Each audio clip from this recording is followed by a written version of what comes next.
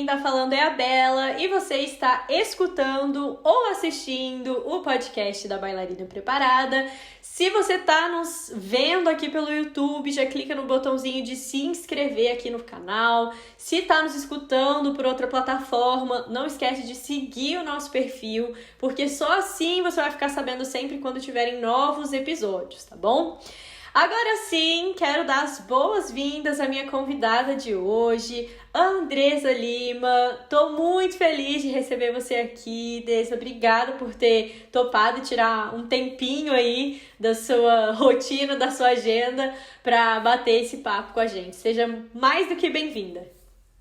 Obrigada, Bela. Eu que agradeço, né? Já acompanho o seu trabalho de pertinho aí. Já teve outros episódios que não foi o podcast, mas foi um bate-papo super interessante no Instagram, né? E é sempre um prazer estar conversando com você, que eu acompanho realmente seu trabalho de perto e sei o quanto que a nossa linha de pensamento é parecida. Então, com certeza esse papo vai ser super interessante. Ah, arrasou. Obrigada, tenho certeza disso também. Sempre quando a gente conversa, né, a gente troca algumas ideias aí pelo direct, sempre. E é sempre muito bom. A gente sempre aprende alguma coisa nova, né? E para começar, eu queria que você se apresentasse aí pro pessoal, falasse um pouquinho de quem é você, de onde que a dança entrou na sua vida, a fisioterapia também. Então, se apresente aí para nós. Então, meu nome é Andresa Lima, né? Como Bela já falou, Andresa.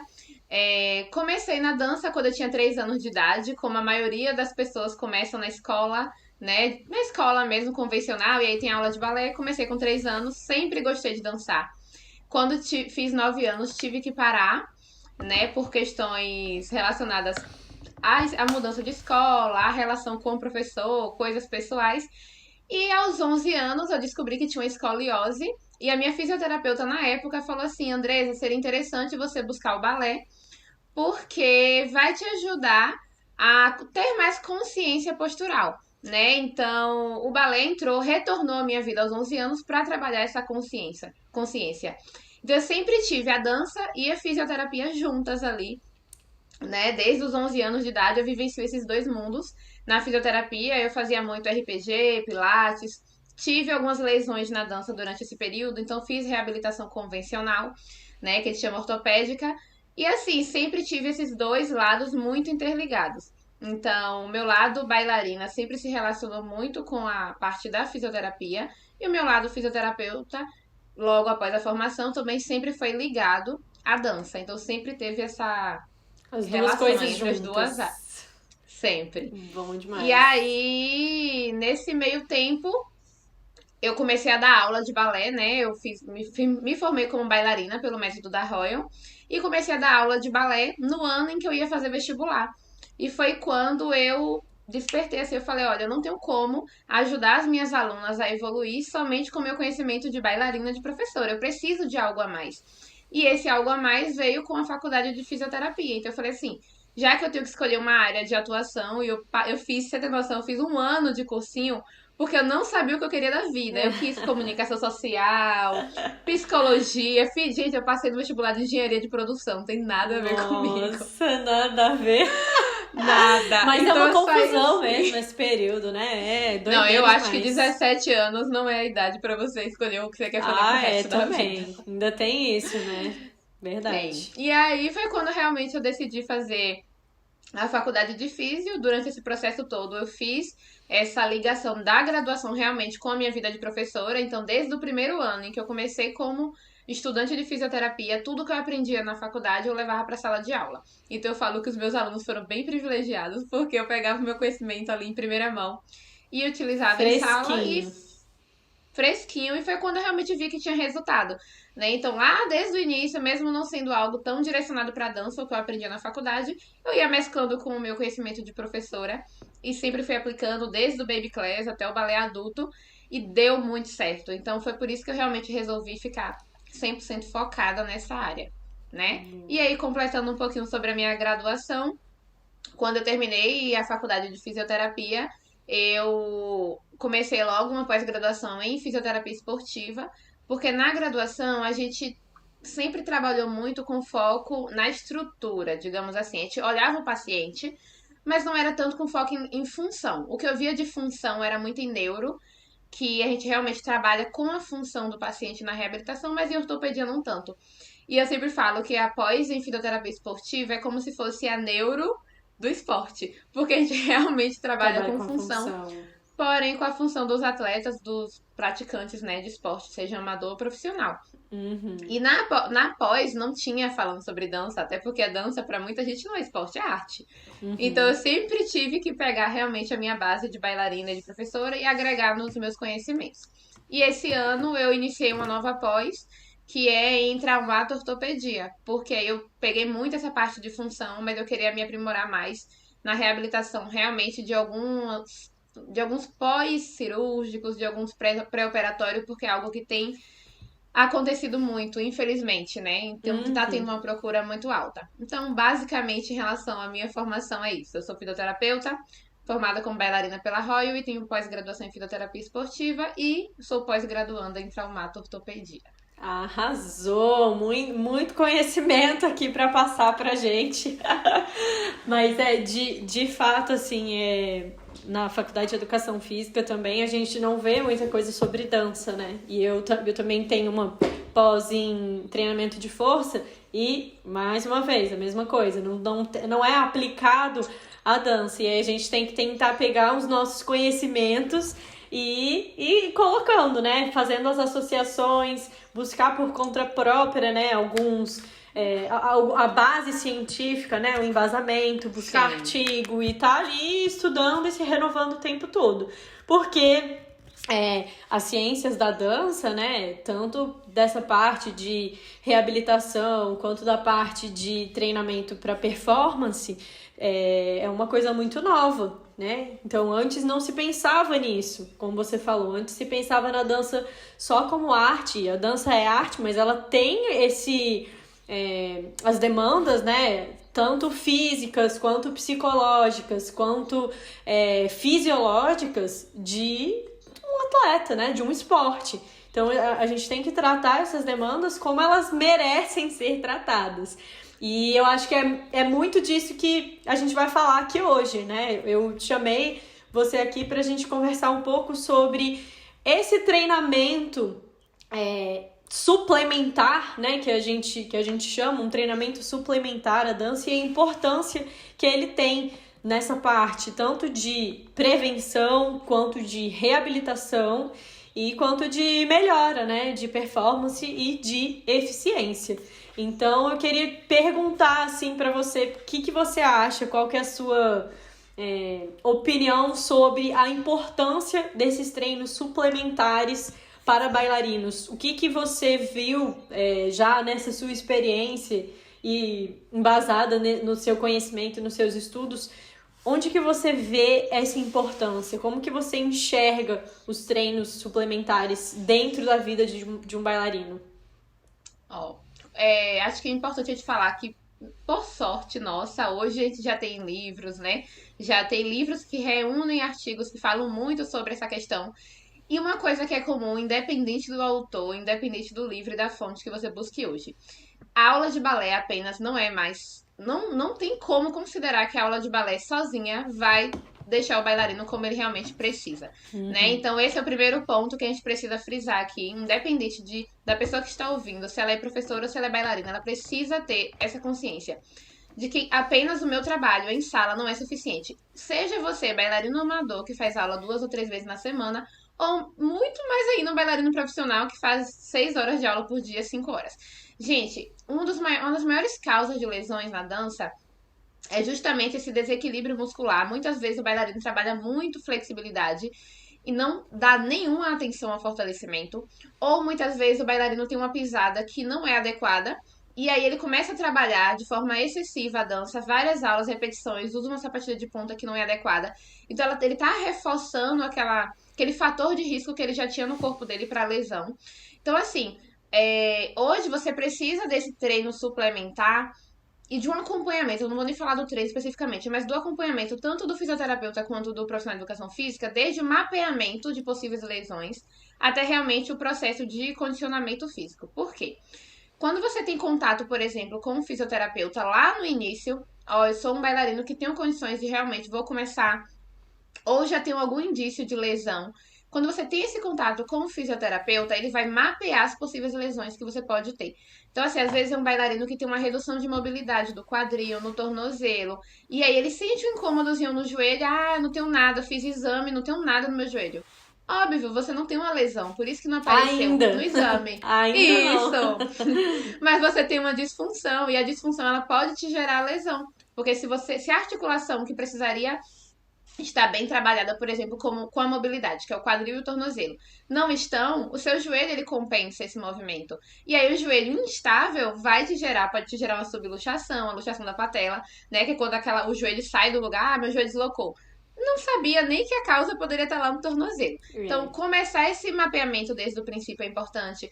Você fazer realmente esse trabalho preventivo, tanto com o profissional de educação física quanto com o fisioterapeuta.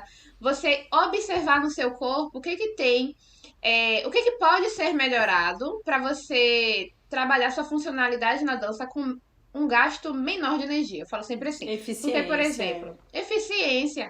Porque às vezes o bailarino ele fala, eu não consigo subir na ponta, e aí ele fica 2 anos, 3 anos no balé, e muito. Eu no Bela, não sei se você já presenciou, mas como professora eu vi muitos bailarinos desistindo do balé na época das pontas.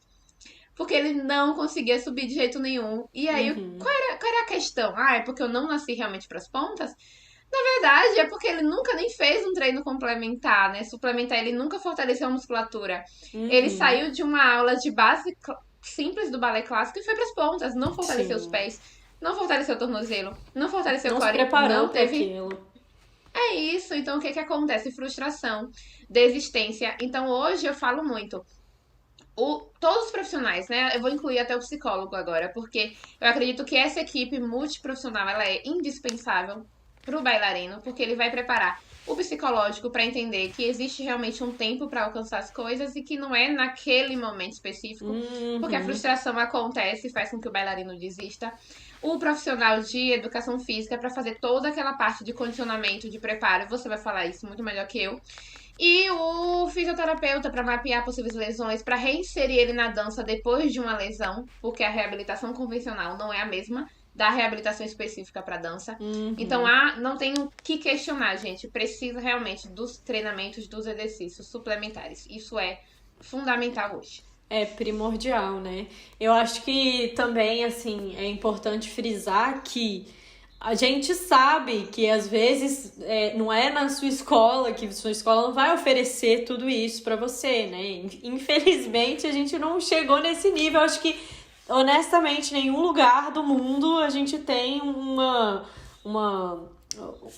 Aliás, com certeza tem, né? Mas eu já conversei com vários bailarinos aqui mesmo no podcast que estão em companhias fora do Brasil, mas que não tem esse suporte dentro da companhia, dentro da escola. Então, assim, são poucas pessoas que têm a oportunidade de ter isso ali na escola em que já dança. E isso não quer dizer que você... eu não tenho ninguém aqui na minha escola ou na minha cidade que possa me ajudar e tal, então não vou fazer. Não é bem assim, né? Você tem que procurar outras formas de ter esse acompanhamento, e a gente vai falar até um pouquinho mais disso lá na frente, que é a questão do online, né? O online, depois da pandemia, ele se tornou muito mais presente na vida de todo mundo e foi muito positivo para que as pessoas tivessem mais acesso a isso tudo, né? Mas voltando um pouco nessa parte de eficiência e de performance, eu acredito também, eu concordo com tudo que você falou, que essa equipe multidisciplinar é extremamente importante e que não existe mais esse pensamento de que as aulas de balé são suficientes para tudo. Não existe mais, e como você disse, é um consenso na literatura científica, e eu vejo isso na prática, né? A gente consegue ver na prática que as meninas que têm esse cuidado com o corpo, elas se dão melhor nas aulas, elas conseguem mais resultados, né? Não é porque o corpo da pessoa não foi preparado para não nasceu preparado para isso, né? Que a bailarina acha que no meu pé nunca vai conseguir subir na ponta, que meu pé não foi feito para isso. Na verdade, existe todo um trabalho preparatório, uma base de construção física que precisa ser feita antes de entrar numa sapatilha de ponta, por exemplo, né? E o que eu vejo muito, também uma outra coisa que você comentou, é que a gente está muito conectado ali na questão da flexibilidade. A gente quer ter perna alta, quer ter salto, quer ter não sei o quê, mas a gente esquece que, tanto para o salto quanto para a perna alta, não é só flexibilidade, né? Precisa de força. Se você tem uma perna que é muito flexível, você pode até ser mais facilidade, mas você não vai conseguir manter a perna lá em cima. Então a gente esquece desse fator. E um fator que é ainda mais importante, né? Que é você poder dançar sem sentir dor, que é poder dançar com mais segurança, com menos receio de se machucar. Então, para isso tudo que servem os treinos complementares também, né? Suplementares.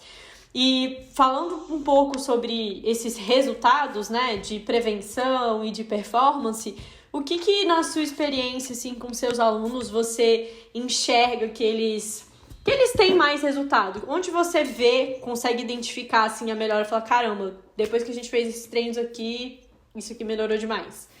Ó, pra mim, Bela, o que eu consigo. Porque eu vou falar na minha prática realmente, por exemplo, na minha comunidade, a gente começa muito com o trabalho de base, assim, desde o balance, pra ir evoluindo, balance, NDO, pra depois ir progredindo. Então eu vou falar até o nível que a gente tá hoje, que a gente tá no nível de pirueta. O que eu observo muito? Gente, a maioria dos bailarinos, eu não vou dizer 100%, mas 90% dos bailarinos que eu tenho contato hoje, que tem dificuldade com giros, não consegue ficar nem 10 segundos no balance. Então, o que a gente observa? Que às vezes o bailarino ele já quer começar a girar, mas ele sequer se preparou para ficar parado no eixo. Se você não consegue ficar parado, como é que você vai conseguir fazer mais de um giro, né? Como é que você vai fazer algo dinâmico se você não tá nem conseguindo fazer o estático? Então, o que eu observo muito é que quando a gente começa a trabalhar essa base de muito exercício de propriocepção, propriocepção, para quem não sabe, essa percepção corporal, né? Esse conhecimento do próprio corpo em relação ao espaço, propriocepção, equilíbrio. Quando a gente trabalha muito fortalecimento realmente de tornozelo, mas não o fortalecimento que as pessoas estão acostumadas de pegar uma faixa e fazer ponta e flex. Não. Um fortalecimento realmente funcional para dança. Quando a gente começa a trabalhar muito o andeó, e o andeó, gente, interessante a gente falar o seguinte, não é o andeó, porque muita gente tem a estrutura do quadril que não vai ser modificada, então não vai zerar o andeó nunca. Mas o andeó no sentido de você desenvolver a consciência do que deve ser ativado durante o movimento. Então, quando você começa a pensar em quais músculos devem ser acionados, você começa a trabalhar o seu abdômen, o seu transverso de forma adequada, essa construção de base faz com que o bailarino consiga girar a pirueta. Gente, é surreal. É tipo assim, um mês a bailarina que não fazia nada de pirueta, às vezes gira uma, gira duas piruetas. E aí, é mágica. Não é mágica, você começou a acionar no seu corpo músculos que você nem sabia que existia.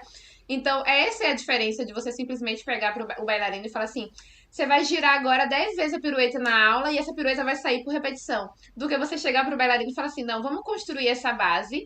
E aí essa pirueta vai sair, você vai repetir o que você aprendeu, né? Então, hoje eu vejo muito que essa construção de base tem trazido assim resultados sensacionais, não só nos giros, mas nos adágios, porque quando você aprende a respirar, utilizar o seu abdômen de forma correta, trabalhar uma estabilidade de perna de base e lembrar que isso é algo que eu acho que é muito importante. Gente, às vezes a gente coloca força e a intenção na perna que tá subindo, né? E aí essa perna pesa. Então, quando você começa a entender onde deve colocar força, onde deve realmente estabilizar, parece mágica, mas as coisas começam a acontecer. Então eu vejo muito nesse aspecto hoje que o trabalho realmente de base, de consciência e fortalecimento de estabilidade é o que tem revolucionado a técnica, eu falo assim. Perfeito. É o trabalho, quando você tava falando, eu anotei aqui, eu trabalho com inteligência, né? E não é Isso. trabalhar, pô, não tá saindo aqui essa pirueta, vou repetir 50 vezes que uma hora ela sai. Não, Nossa, eu sou a própria. é Bela, pensar. eu era frustrada.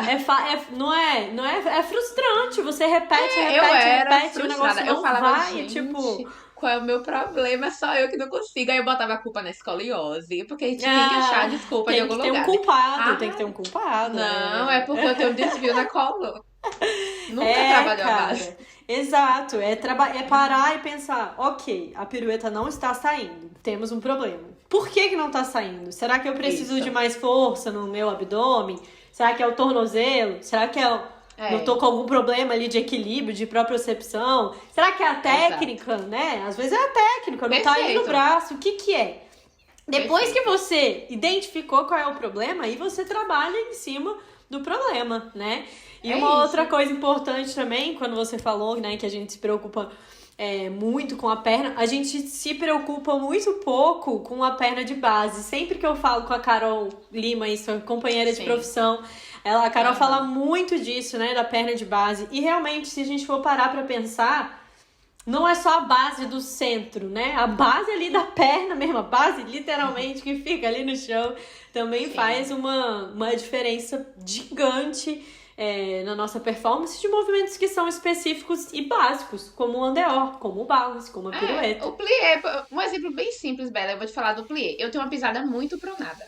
Muito. Minha pisada sempre foi, ou melhor, era, porque depois que eu aprendi a controlar os músculos do meu pé, melhorou demais. Então, assim, eu usei palmilha muito tempo quando era criança, bota ortopédica, nada disso resolveu minha pisada. O que que resolveu minha pisada? Quando eu entendi que existia uma musculatura no meu pé, que quando eu acionava esse músculo, né, que chama de foot core, quando eu acionava esse músculo, Uhum. eu simplesmente conseguia neutralizar minha pisada. Eu falei, gente, como eu nunca pensei. E esse excesso de pisada pronada não só fazia o meu joelho valgo durante a aula, como o meu plié ficava fechado. Então, quando eu comecei a acionar esse músculo, até o meu andeol no plié melhorou. Então, essas pequenas modificações, gente, faz total diferença na performance do bailarino. Então, não é simplesmente você. Às vezes eu vejo muito isso. Vamos só fortalecer isso, isso e isso que vai melhor. Não é fortalecer apenas. É você saber como usar a força do que você fez de fortalecimento, né? Então, se fosse, eu Uhum. falo sempre, se só fortalecer fosse suficiente, todo mundo que faz academia seria perfeito, ótimos bailarinos. E não é, porque não tem a transferência de força da musculação para dança. Por isso que, por exemplo, seu trabalho como é direcionado para dança é extremamente importante. Porque você pega a base da musculação e É. do treino específico e transfere para a função que você conhece, né? Então Uhum. isso é um diferencial muito grande. Total, perfeito. E a gente tem que se preocupar muito, de fato, com essas outras capacidades que a gente acaba esquecendo, né? Eu acho que às vezes também a gente foca muito em força, flexibilidade, força, flexibilidade, força, flexibilidade. Esquece de trabalhar o equilíbrio, esquece de Sim. trabalhar o nosso cardio, cara. O nosso cardio é tão importante, né? Pra melhorar a resistência à fadiga, né? Enfim, então é realmente essencial saber disso. E como a gente estava falando no início, existe um trabalho ali que é multidisciplinar e que a gente precisa ter, né? Então, a gente até já conversou sobre isso algumas vezes, né? Que é sobre em relação à atuação do fisioterapeuta e do profissional de educação física ali num bailarino, que muita gente às vezes confunde também, né? O que é papel do físico, o que é papel do professor de educação física. Eu mesmo, esses dias, eu recebo sempre perguntas, né, do pessoal. Eu tô com tendinopatia, não sei aonde. Tô com condromalácia, não sei aonde. Condropatia também, né, que não é mais condromalácia. Condropatia, não sei aonde. O que eu faço? Aí é tipo assim, procura um fisioterapeuta, não sei. Né? Inclusive, eu Bem acho que eu sempre general, falo, eu falei isso falando pra bem você, eu falo, geral é isso. gente, Isabela É, é maravilhosa, porque ela fala assim, gente, isso não forte conheço, da não minha sei falar alçada. aí, Não, eu porque, acho por isso exemplo, sensacional. tem Mesma coisa algumas hipertrofia, não sei coisas. nada. Então, tem algumas coisas, assim, que a gente. Por exemplo, como o curso de educação física, né? A gente faz anatomia, biomecânica, não sei o quê. Então, tem algumas coisas que a gente, por exemplo, joelho valgo, joelho varo, a gente já sabe ali mais ou menos o que a pessoa pode fazer, o que não é tão recomendado e tudo mais. Mas se você tá com um problema, com uma lesão, com uma coisa que tá te incomodando, esse exercício aqui que eu sei, ele não vai resolver o problema, né? Tem que passar por Não. uma avaliação, tem que ver exatamente, às vezes não é ali que a gente pensa que tá o É problema, às vezes é em isso. outro lugar, às vezes a dor no joelho tá vindo do quadril, tá vindo do pé, às vezes a dor no quadril tá vindo do abdômen, da lombar, enfim. Então, tem várias coisas e eu acho importante dizer que um físio e um profissional de educação física, eles trabalham em conjunto para essas duas coisas, né? Eu acho que Sim. talvez a físio tenha um papel ali mais de, talvez um papel mais preventivo, que acaba melhorando a performance. Sim. E a educação física tem um trabalho que foca mais na performance, mas acaba servindo para prevenção também, né? Perfeito. É isso. Eu, só completando essa questão que você falou sobre a origem do problema, eu acho super importante. Vou dar um exemplo muito prático e simples do que eu vejo no dia a dia. Dor lombar, tá? Possíveis causas de dor lombar que eu já trabalhei. Diafragma preso. O músculo respiratório, a pessoa que não respirava direito. Qual foi a solução da dor lombar dela? Liberação e mobilização do diafragma. Acabou. Aí, às vezes, o que acontece? E faz fortalecimento, faz mobilidade. Não tinha nada disso. Era apenas a respiração dela, que ela era uma respiração tão superficial, inclusive gerada por ansiedade. Usava muitos músculos acessórios. O diafragma pouco trabalhava, estava preso. Ele é ligado ao músculo ali da coluna. Resumindo a história, travou. A dor dela era só por mobilização do diafragma. Segundo ponto, tem gente que sente dor lombar porque o quadril é rígido. Essa rigidez do quadril, que deveria ser móvel, faz com que a lombar fique com hipermobilidade. E essa hipermobilidade gera dor. Então, o tratamento tá lá no quadril. Quando você trabalha a mobilidade do quadril, a lombar para de doer de forma mágica. Passe de mágica. Entendeu? E às vezes realmente é um paciente que tem ali uma hérnia e tá pinçando algum nervo, gera realmente dor. Então, existem inúmeras causas para uma dor em determinado local. E é o que eu sempre falo, performance em prevenção, a gente consegue muito fazer um trabalho geral, né? A gente pega um grupo e faz um trabalho preventivo com um grupo, porque a gente mapeia as lesões, sabe o que pode acontecer com aquele determinado grupo de pessoas. Ou então função, a gente sabe o que faz para melhorar realmente a função do giro e a gente consegue fazer um trabalho em grupo.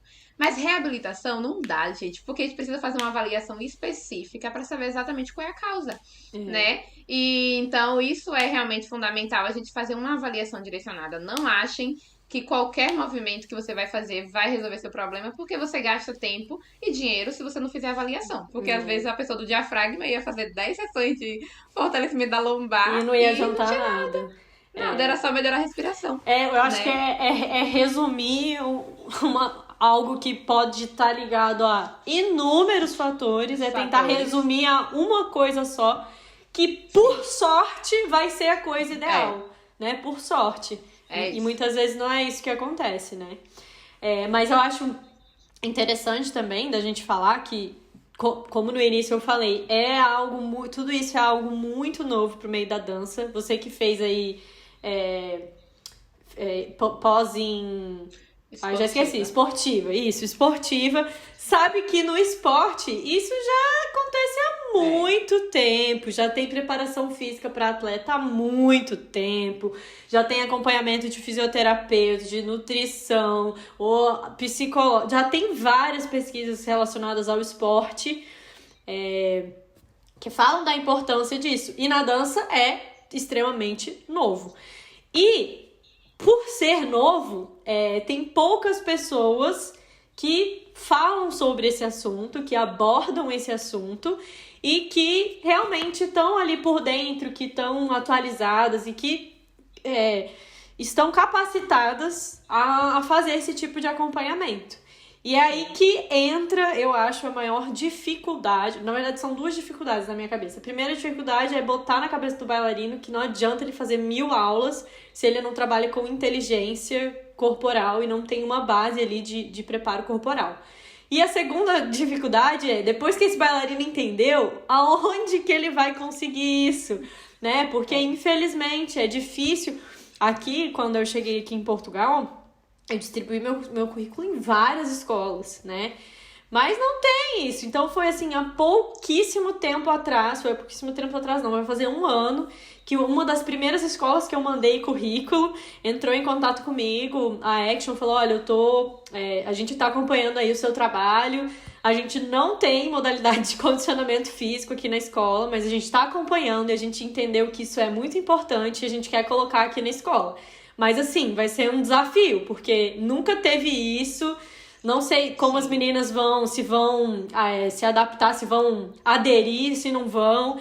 E aí eu falei, não, vamos embora, vamos pra esse desafio. E hoje, assim, tá com uma turma boa, tem várias bailarinas de clássico, de urbanas, e estão ali fazendo um trabalho interessante. Mas são poucas escolas. Infelizmente, a gente não tem uma aula de condicionamento físico, uma aula de fisioterapia da dança, de preventivo. A gente não tem isso presencialmente nas escolas. E eu acho que muito dessa dor foi a razão de eu tentar colocar esse conhecimento online, tentar espalhar isso por aí. E foi por isso que eu comecei, e você também tá nessa pegada, né? Você conseguiu, primeiramente, transmitir essa parte dos seus conhecimentos, a parte teórica, né? Mandar pra fora pra chegar em várias pessoas ao redor do Brasil e do mundo. E você também tem essa parte da prática, né? Então eu queria que a gente falasse um pouquinho sobre isso, sobre esse acompanhamento online, porque muita gente, apesar de entender a importância, como não vê que tem uma pessoa ali para acompanhá-la presencialmente, fica um pouco receosa de fazer o treinamento online. Então, como que você, assim, como que você consegue atender os seus alunos, né? Eu não sei, agora tirar uma dúvida, nada a ver, é aluno ou é paciente? Depende. Quando é reabilitação é paciente. Quando é performance é aluno. Bom, então como você atende aí os seus alunos e pacientes online? Esses bailarinos aí que tu atende? Diz aí como é que você faz para atendê-los com qualidade online. Porque a gente sabe, tem muitas vantagens do online e tem muitas desvantagens também, né? Como que você enxerga isso? Pronto. Primeiro ponto, eu gosto sempre de falar que eu vim do presencial, né? Então, eu consegui trazer pra minha cidade, que é uma cidade... Minha cidade hoje tem... Onde eu morava, na verdade, que agora eu mudei. 200 mil habitantes, mas assim, é no sul da Bahia. Então, eu consegui conscientizar as pessoas que prevenção e condicionamento físico para bailarinos era importante. Então, a gente tinha realmente uma turma boa e foi um trabalho de consciência muito bom. Feito por quê? Porque na minha graduação eu levei isso para os meus alunos. Então, tem um trabalho aí de mais de 7 anos colocando isso na cabeça deles, né? Então, vindo presencial. E o que aconteceu em 2020? Simplesmente, com a nossa pandemia, proibiu 100% de atendimentos presenciais, porque era contato direto. E só que eu tenho uma coisa em mim que eu penso muito rápido. Assim, é uma coisa, eu vejo a crise agora, 2 segundos depois eu tenho uma solução. E aí, quando falaram isso é muito bom. É muito rápido. E aí, quando falaram assim, ó, não vai mais poder atender presencial. Primeiro, eu comecei com as minhas aulas de balé online. Cheguei pras escolas e falei, vou gravar vídeo e vou mandar pros alunos em casa. Foi assim, no dia seguinte, eu comecei a me vestir de bailarina, gravei vídeo pras escolas, ainda dava aula. Só que o CREFITO não liberava atendimento online. Então, o nosso conselho de fisioterapia proibia. E eu falei, ó, então a fisioterapia por agora não vai dar, mas vamos continuar com o trabalho de dança que eu já fazia. E isso, e fazia também a parte de prevenção online. Foi quando o CREFITO simplesmente chegou e falou, se não me engano, foi dia 19 de março, ele falou assim, liberar. Gente, não tá entendendo. No dia 20, eu peguei uma paciente que nem era bailarina. Ela tinha uma lesão no joelho, que inclusive eu nunca tinha tratado, uma lesão daquela. Eu falei assim, vou aceitar o desafio. Estudei, tratei, e em pouquíssimo tempo, acho que, sei lá, 15 dias, ela não tá sentindo dor no joelho. Eu falei, gente, dá certo. Se deu certo com uma paciente que não era bailarina, que não tinha consciência corporal, que não entendia nada, assim, de movimento, vai dar certo com bailarino também. Aí eu lembro que minha primeira paciente de performance, na aluna na época, foi do Paraná, e era pra melhorar a pirueta. Eu não tinha um protocolo ainda online de pirueta. Eu falei, é isso, né? Mas a gente não vai falar que é teste, a gente vai dizer que vai dar certo. Vai dar certo. Criou ali. Avaliei a paciente, né? Na época, fiz todo o mapeamento, entendi o que ela tinha de dificuldade, ela tinha muita fraqueza de tornozelo. Durante o giro, ela descia do giro antes de finalizar, então eu percebi que ela não tinha nenhuma estabilidade. Observei as costas dela como era. Fiz todo o mapeamento e falei, é isso, vamos tratar essas questões e no final vai ser essa pirueta. Menina, em 30 dias ela tava girando pirueta dupla. Eu falei, é isso, eu descobri como que eu posso trabalhar online. Fórmula mágica. Aí foi que surgiu realmente o formato de atendimento do Fisiodance, que hoje eu trabalho. No início eu trabalhava de forma síncrona e assíncrona, que a gente chama. Que forma síncrona é esse bate-papo realmente eu vendo ali o paciente ao vivo, corrigindo. E assíncrona é quando eu faço uma avaliação por vídeo, mas depois eu envio o tratamento gravado para eles fazerem em casa. E vou monitorando aí pelo WhatsApp. Então, foi o que aconteceu. Esse primeiro caso foi de forma assíncrona, gravado. Deu certo, eu falei, pronto, essa é a minha primeira forma de atender. comecei a atender só assim e foi onde eu consegui chegar na Alemanha, bailarinos que estavam morando na Alemanha, Miami, Chile, Portugal, Nossa, o Costa mundo inteiro Rica, mesmo. mundo inteiro em menos de um ano de atendimento online. Eu falei, gente, tá aí, era uma coisa que a gente sempre fala, né? As maiores soluções nascem das maiores crises. Então, talvez se não existisse uma crise como essa, a gente estaria até hoje tentando em sala de aula inserir esse trabalho. E Então, muitas surgiu esse pessoas não primeiro teriam esse acesso, né? não teriam acesso. Então começou dessa forma, depois veio a ideia de que eu falei, tá, olha como que surgiu a comunidade. A comunidade eu fiz um encontro, um desafio do nada. Eu falei, eu vou fazer um desafio. Não tinha nem intenção de abrir comunidade, Bela. Vou fazer um desafio aqui. Juntei acho que uns 80 pessoas.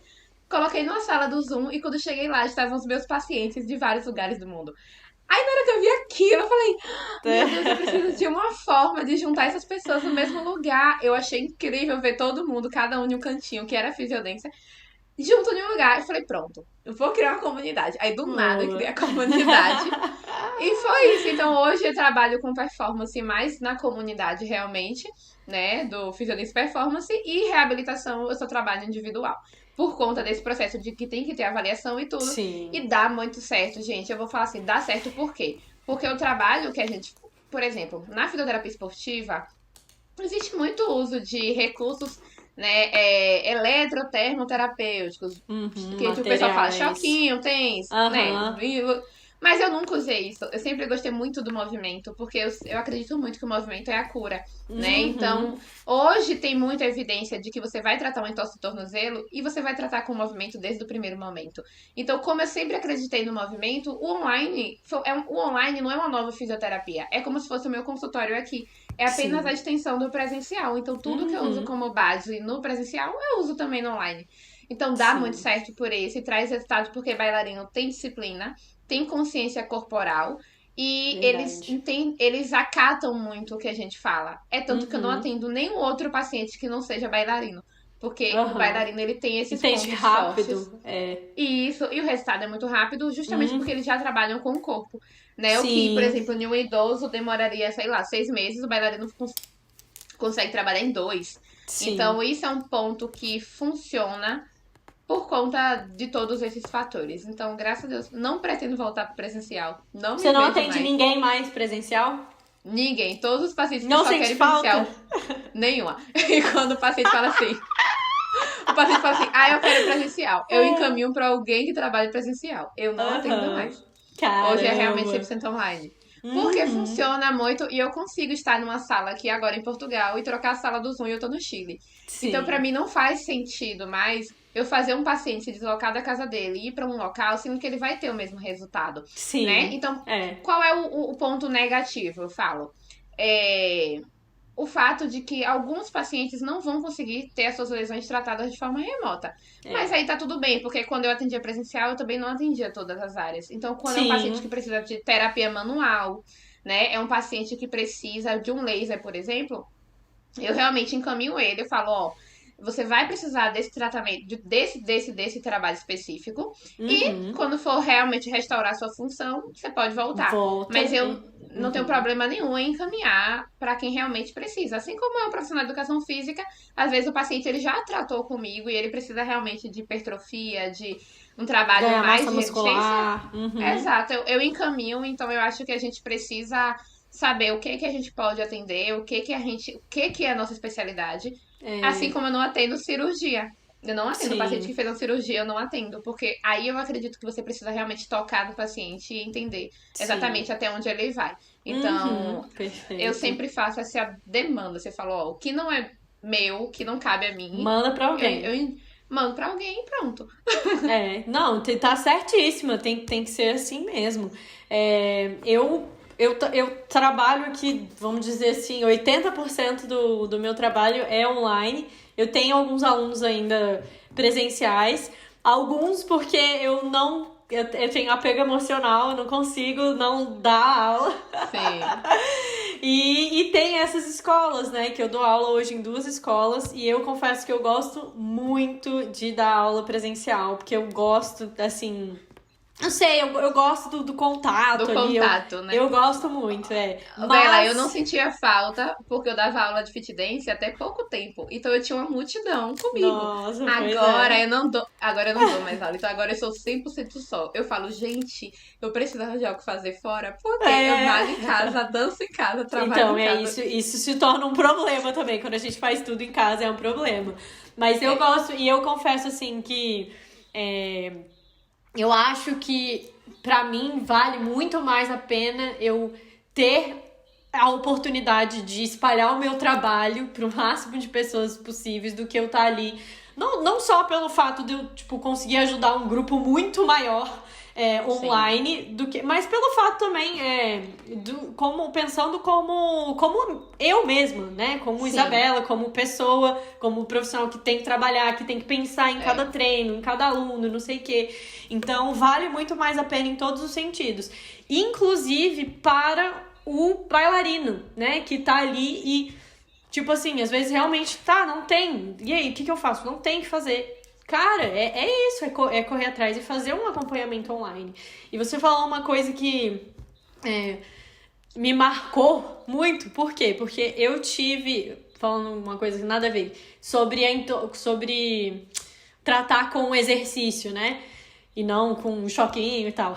Eu tive uma entorse no tornozelo, eu lembro até hoje, foi na minha primeira aula de PADD, que eu fui fazer um lift, e aí quando eu fui descer, como eu não tava ainda muito acostumada, eu achei que o meu pé ia demorar mais pra chegar no chão. E ele chegou muito rápido e eu torci o tornozelo. Não foi nada muito grave, mas ficou inchado, ficou roxo e tudo mais. E eu tinha um médico, um ortopedista, que ele tinha tratado uma lesão minha na coluna, ele inclusive me tratou com acupuntura e foi muito bom. E ele falou assim, eu falei, pronto, eu vou ganhar férias aqui, vou ficar pelo menos uma semana, duas, sem ir, porque tava inchado, tava roxo e tal. Eu fiquei até pensando que eu ia botar gesso, não sei o quê.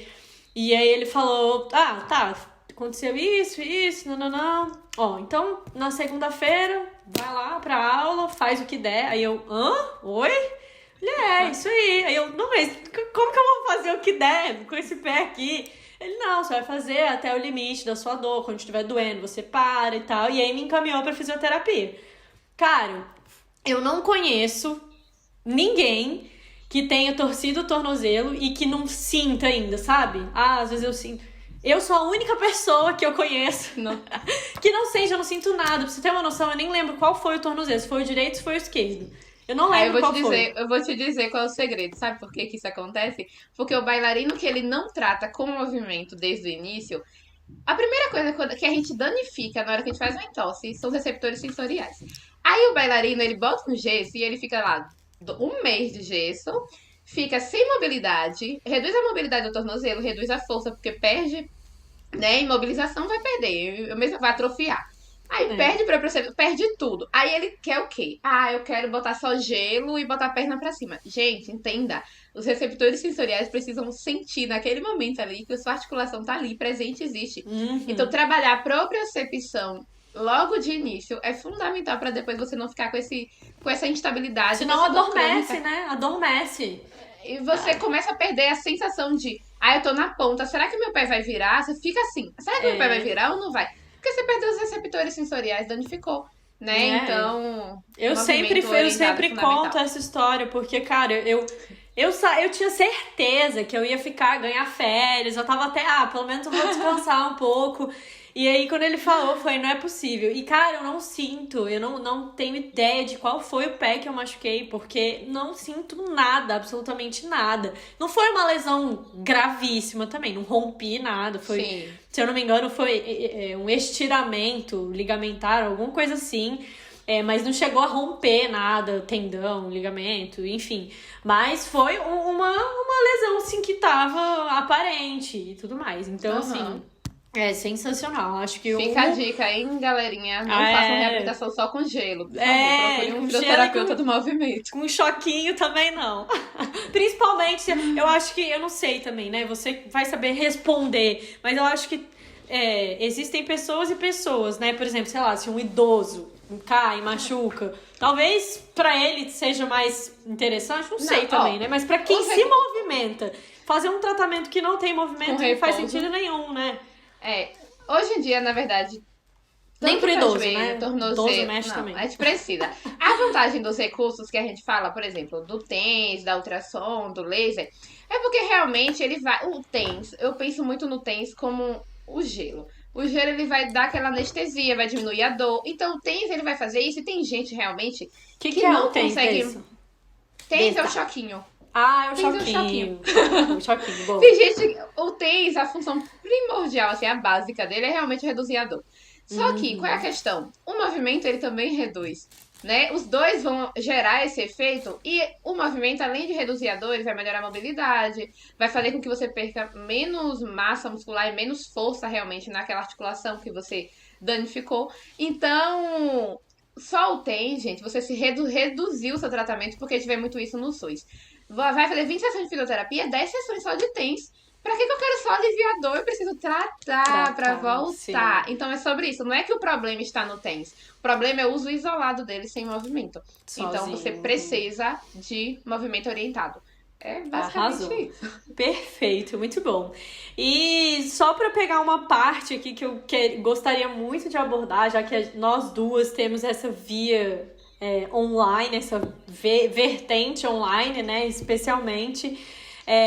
tem muito, felizmente, isso eu acho que é uma coisa muito positiva.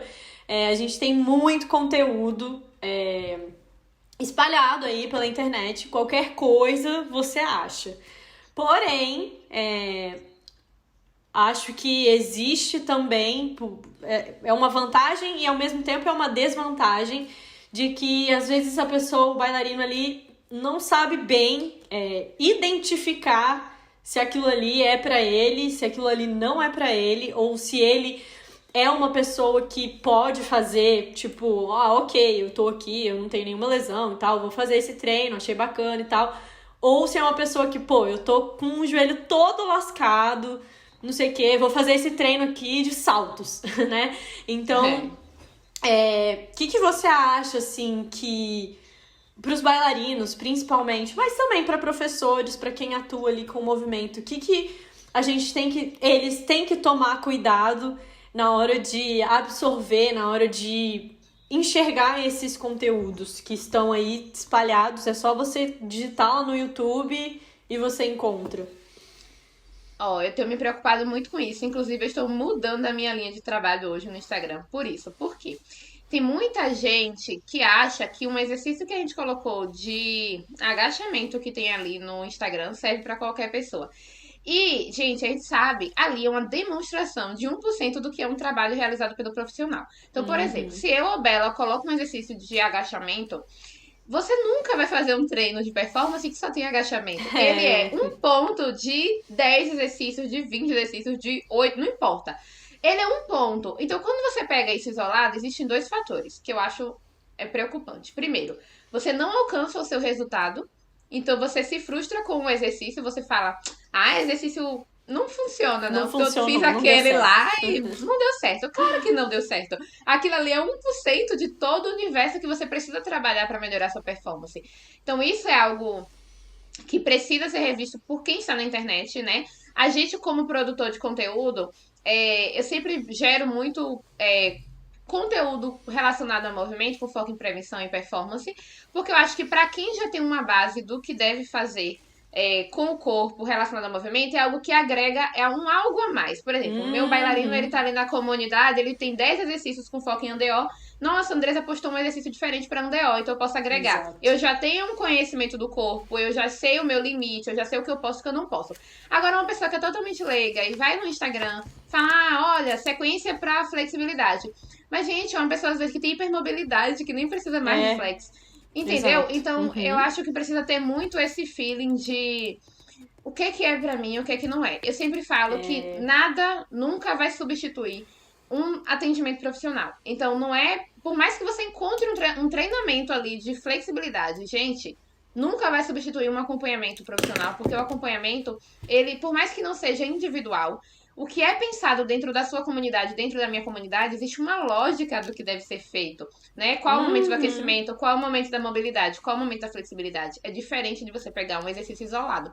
Então, eu acho que é muito importante você que acompanha a gente, que olha os nossos exercícios, pensar assim, tá, mas isso é pra mim, né? Eu já tenho o domínio do meu corpo, eu realmente sei executar, do que você fazer algo errado e você se lesionar e você se frustrar. Então, procurar realmente esse acompanhamento de perto, tanto meu quanto de Bela, é o melhor caminho. Não existe atalho, gente. Não existe eu vou no YouTube juntar vários trechinhos e formar o meu treino. Se a gente estudou infelizmente não 7 é assim, anos, né? 5 anos, Seria muito não bom é. se fosse, mas não é. E eu, Não eu é, tem sou. gente que lesiona. Eu sigo muito dessa linha que você falou, Andressa, porque eu acho que a internet, além de tudo, ela é uma vitrine para mostrar o tanto de coisa. Se você vê numa vitrine, você vê um vestido bonito lá na loja, mas dentro da loja tem um monte de vestido que é ótimo, né? Que às vezes você vai encontrar uns muito melhores lá dentro, que vão caber melhor no seu corpo do que o vestido que estava na vitrine.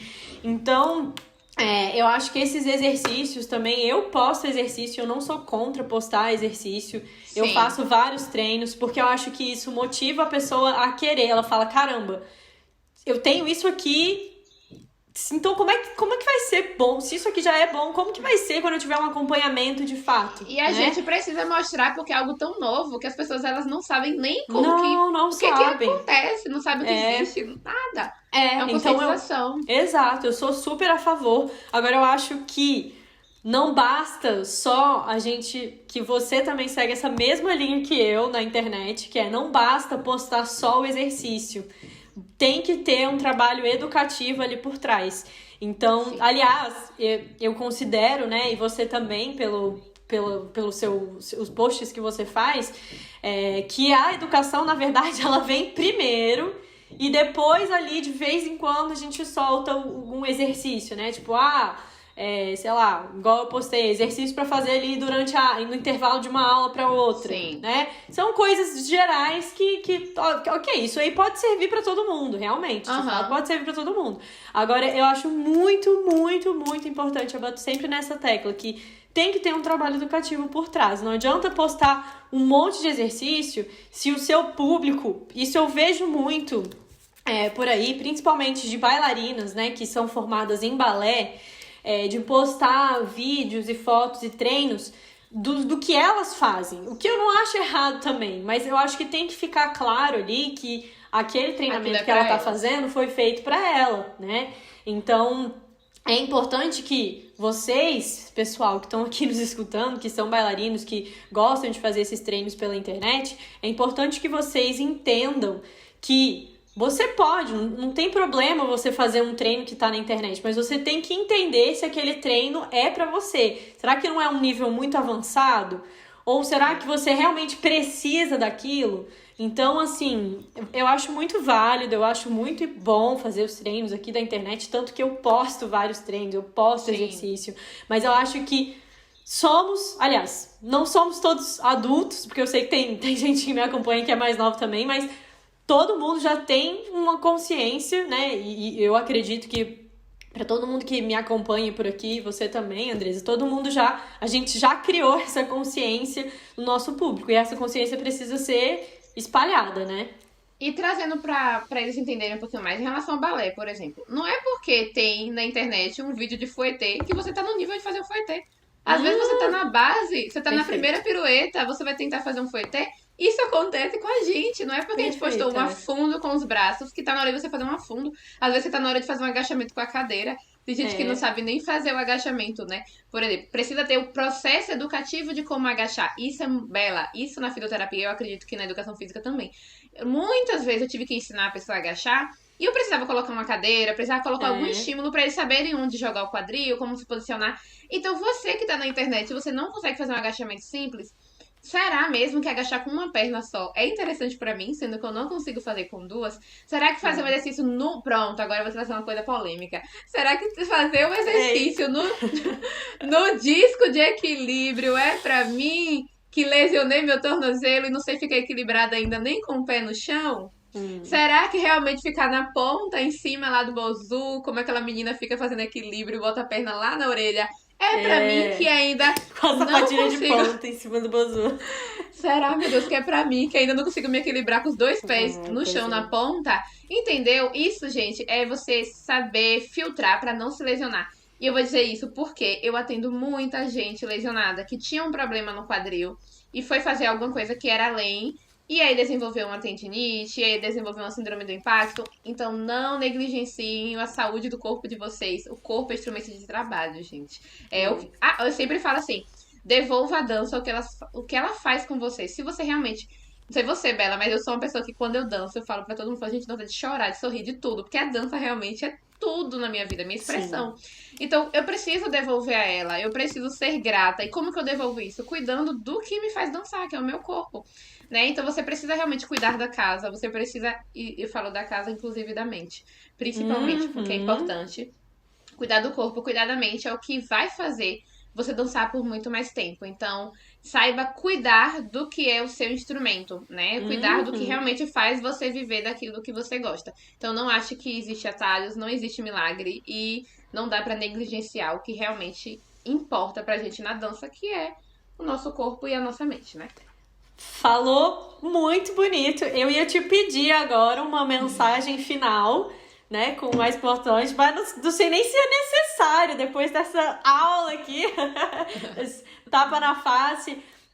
Mas, enfim, se você quiser dar mais um recado final, Andresa, fica à vontade. Eu acho que, assim, a gente conseguiu falar bastante o que eu gostaria, né, que é a importância de ter esse trabalho suplementar, seja ele presencial ou online, e que o online funciona, não precisa ter medo. Se o online for acompanhado, né, com um profissional, enfim, você vai ter resultado, não precisa ter medo disso. Então, acho que a gente conseguiu resumir bem e eu quero pedir agora que você deixe a sua mensagem final, se você quiser deixar alguma. Só completando, então, o que eu falei anteriormente, tenham sempre em mente em relação a o meu tempo não é o mesmo tempo do meu colega, principalmente no online. Eu falo isso porque eu tenho uma comunidade. Então, na comunidade, eu tenho pessoas com 11 anos e eu tenho pessoas com 56. Então, eu tenho esses dois extremos de idade. E a menina de 11 não vai ter o mesmo desempenho da senhora de 56 anos e vice-versa. Então, tenham muita paciência e respeito ao corpo de vocês. Saibam realmente quem procurar, né? Saibam filtrar. A gente já falou sobre isso uma vez na live. Sejam espertos, inteligentes e cuidadosos o suficiente para pensar quem é o profissional que vai me acompanhar, né? Eu realmente me identifico com ele realmente conhece sobre o que eu preciso. Entenda isso. Se necessário, converse antes de fechar qualquer coisa pra saber se a energia bate. Eu falo sempre isso também. Se a energia bate com aquela pessoa pra você conseguir continuar o tratamento, porque não adianta, às vezes, você fecha com alguém porque você viu um conteúdo, mas se você não consegue acompanhar porque você não bateu energia. E cuide realmente do seu corpo, não negligencie uma dorzinha.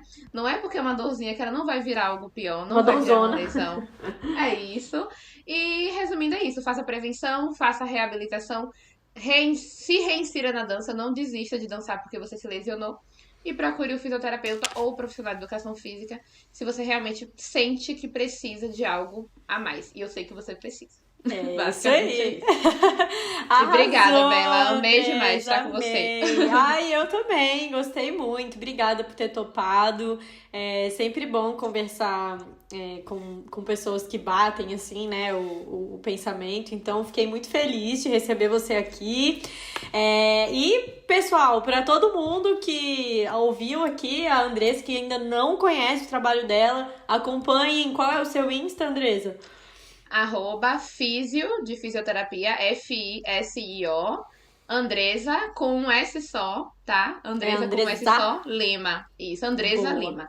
Fisio Andresa Lima. Vou deixar aqui também, pessoal, o link para ficar mais fácil, né, do que pesquisar. Vou deixar o link aí para vocês. Acompanhem também o Instagram lá do Bailarina Preparada. Se você ainda não se inscreveu, se inscreve aí no canal, gente. Não cai o dedo e vai te fazer muito bem, porque você vai ficar sabendo sempre quando tiver novos episódios. Então, se inscreve aí. Compartilhe esse episódio com alguém que você acha que precisa escutar o que a gente falou por aqui. E é isso, muito obrigada a todo mundo que está nos escutando até agora. Mais uma vez, Andresa, obrigada demais. E a gente se vê no próximo. Eu que agradeço. Beijo! Tchau! Tchau!